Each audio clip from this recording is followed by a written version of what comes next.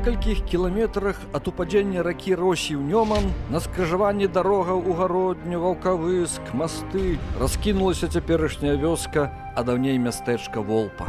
Усё тут нібыта такое, як і ў іншых падобных паселішчах.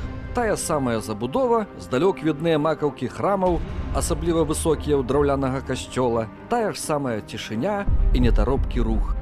Але варта трохі заглыбіцца ў гісторыю, і мястэчка аказваецца зусім незвычайным. Мястэчка Волпа, на першы погляд, не мае нічога арыгінальнага. Звычайнае мястэчка паблізу вялікай ракі Нёмана, што было гарантыяй ягонага устойлівага развіцця. Бо буйныя рэкі ў нашай частцы Еўропы яшчэ ў сярэдзіне 19 стагоддзя з'яўляліся важнейшымі транспартнымі артэрыямі. Планіроўка таксама тыповая. Скрыжаванне гандлёвых дарог, на скрыжаванні касцёл, царква, раней яшчэ была сінагога. У 19-м, пачатку 20-го стагоддзя у мястэчку колькасна дамінавалі габрэі, якіх вынішчылі нацысты ў Другую святую вайну. Адпаведна, могілкі хрысціянскія і закінутыя габрэйскія.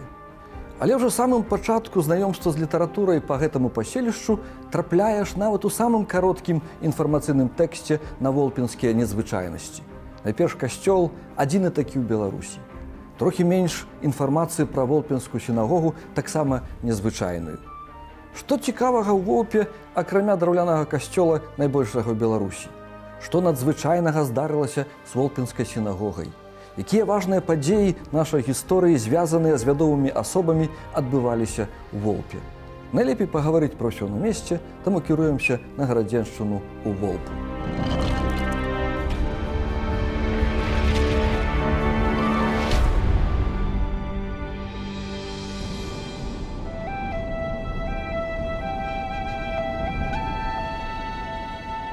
Волпа, як і многія іншыя беларускія мястэчкі, было спачатку дзяржаўным, гаспадарскім, потым прыватным, магнацкім і шляхецкім. Першая згадка ў дакументах у 1449 годзе звязаная менавіта з перадачай вялікім князем Казімірам двара Волпы баярыну Алехну Судымонтавічу.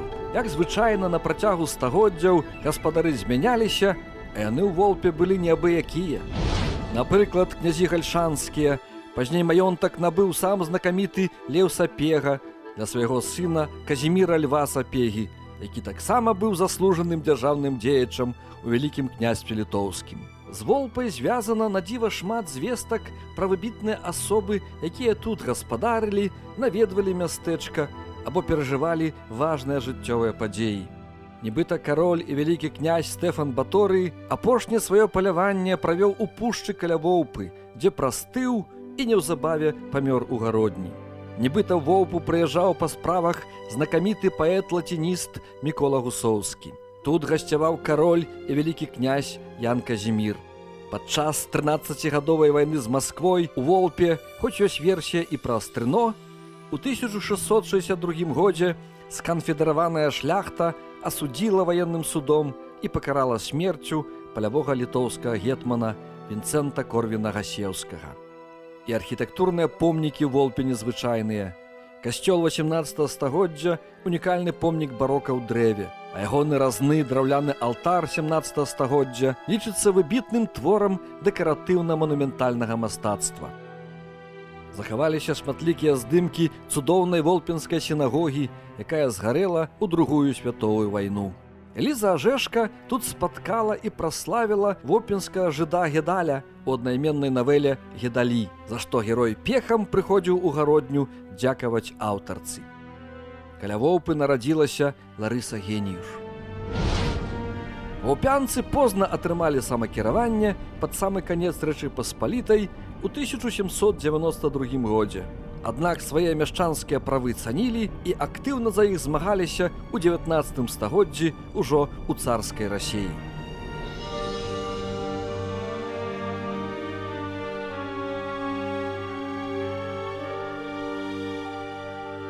Пра мястэчка Волпы мы пагаворым са спецыялістам па беларускім мястэчкам, кандыдатам гістарычных навук Інай Соркінай. Што ўвогуле за такі феномен мястэчкі ў Беларусі?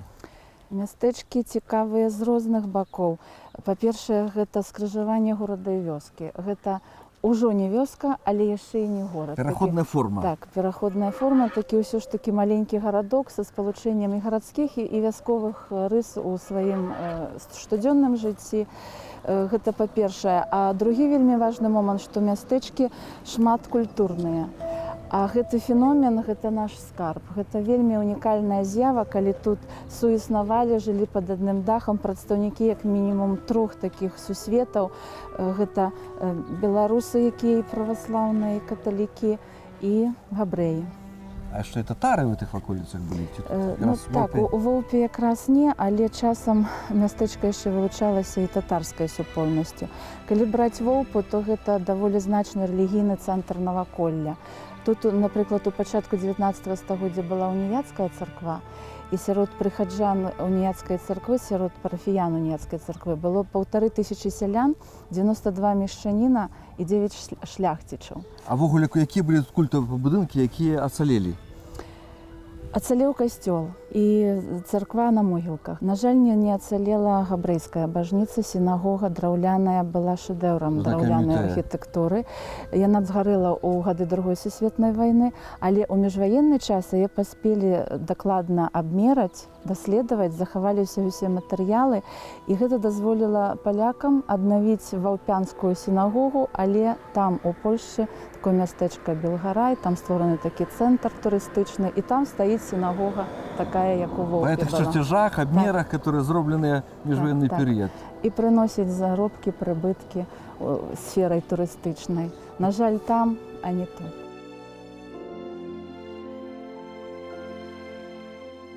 Інна, скажы, калі ласка, а ось якія найбольш цікавыя асобы звязаны з Волпай, на твою думку? Мне асабіста было вельмі цікава даведацца, што ў 18 стагоддзі адной з самых адукаваных жанчын не толькі нашага рэгіёна, але ўвогуле Еўропы была Ганна Паўліна Яблонская з Сапегаў. Яна нарадзілася менавіта тут у Воўпе. Яна дачка Казіміра Леона Сапегі, фундатара алтара. Внучка Льва Сапегі яна. Так. Яна знакамітая тым, што мецэнатка, калекцыянерка, вельмі спраўная гаспадыня ў сваіх маёнтках, пісала трактаты эканамічныя, засталася ўдавой у 35 гадоў і кіравала 11 мястэчкамі, больш за 100 вёсак, 24 фальваркі. У сваіх маёнтках яна вызваліла сялян ад паншчыны, клапацілася пра іх узровень і культурны ў тым ліку.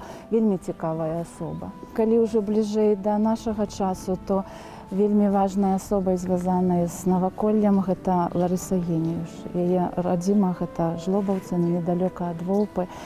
І Ларыса Геніюш гэта, канешне, наш сімвал, беларускі нацыянальны рух.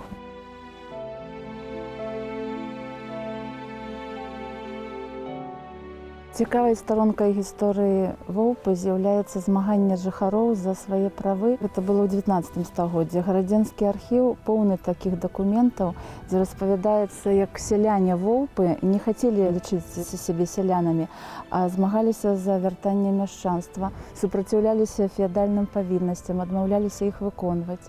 Пісалі прашэнне з просьбай вызваліць іх ад ваеннага пастою. І выйгравалі часамі? І выйгравалі. І цікавая справа была наконт таго, што яны абскаржвалі пакаранне іх розгамі. І ім удалося выйграць гэтую справу. Мяшчан нельга было розгамі караць у Расіі? Яны лічылі сябе прыніжанымі такім спосабам пакарання і выйгралі гэтую справу. 100 год назад наша Ніва мела рубрыку з Беларусі і Літвы. Туды пісалі з розных мястэчак Беларусі. То пра Воўпу там безліч інфармацыі. І пра Воўпу найбольш часцей пісаў Павел Алексюк. Ён лічыў Воўпу сваім родным мястэчкам. Так, і ён пісаў пра тое, як у Воўпе варушыцца ўжо беларускі нацыянальны рух і падымаецца нацыянальная свядомасць.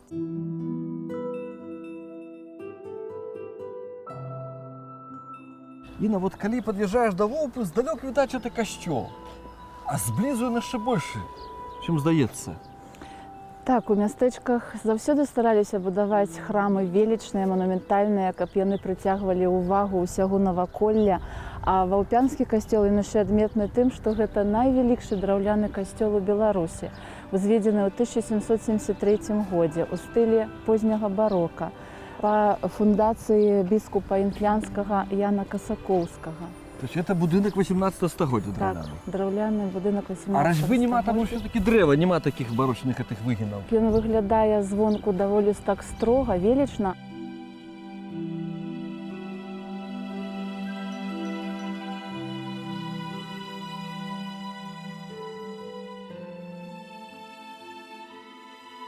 Хіба самая вялікая адметнасць этого касцёла, не толькі для Волпы, а для ўсёй краіны, это алтар. Так, і цікава, што алтар старэйшы за сам касцёл. Калі касцёл датуецца другой паловай 18 стагоддзя, 1773 годзе, то алтар з першай паловы 17 стагоддзя.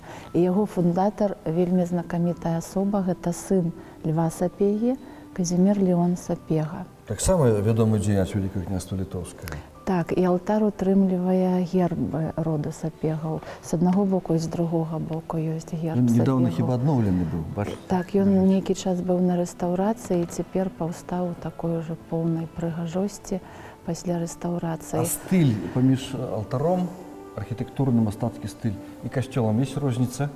Так, і розная эпоха, і розная стылістыка. Гэты алтар мастацтвазнаўцы ацэньваюць як маньерызм і ранняе барока, а касцёл – гэта позняе барока.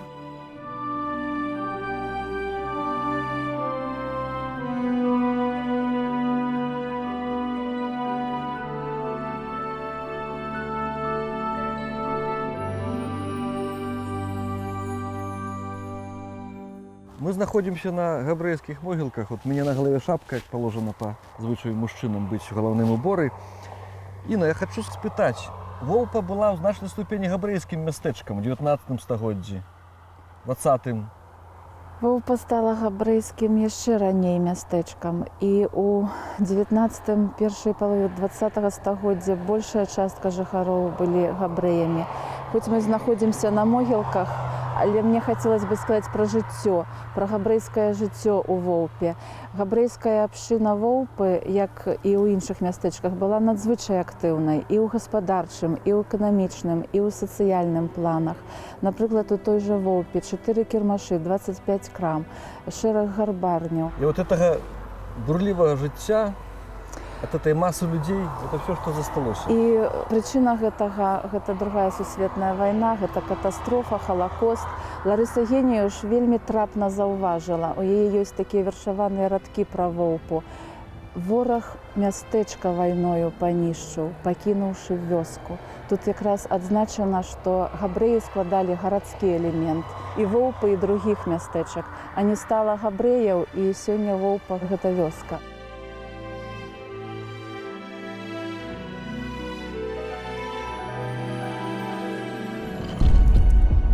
Волпа сапраўды вельмі непростае мястэчка.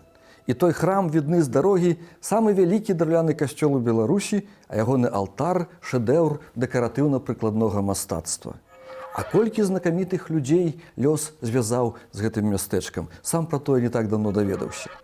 Адна з галоўных праблемаў беларускай гістарычнай навукі – гісторыя малых паселішчаў, рэгінальная гісторыя, гісторыя мястэчак і вёсак, даследаванне якое ў нас амаль не вядзецца. Бо ў савецкія часы, калі пісалі гісторыю райцэнтраў, то 5 старонак прысвячалі дасавецкай гісторыі агромністаму перыяду і 100 старонак ці больш апісанню дасягненняў савецкай улады. Тое, що і робіцца, вось як узорная кніга пра скідзель прафесара Сергея Токця, або праграма арыгінальнай гісторыі Берасцейшчыны, якую рухае наперад прафесар Андрэй Гарбацкі. Але тое ўсё справа энтузіастаў. Дзеля сапраўднага маштабу патрэбна дзяржаўная праграма, каб гісторыкі маглі паехаць на пошукі ў архівы за межамі Беларусі. Кожнага чалавека цікавіць і хвалюе гісторыя яго народнай мясціны, ягоных продкаў і землякоў.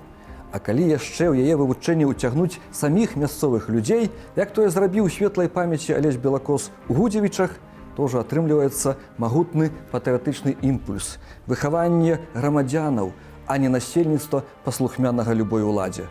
Што, дарэчы, сённяшняя ўлада не можа дараваць Алесю Белакозу нават пасля смерці.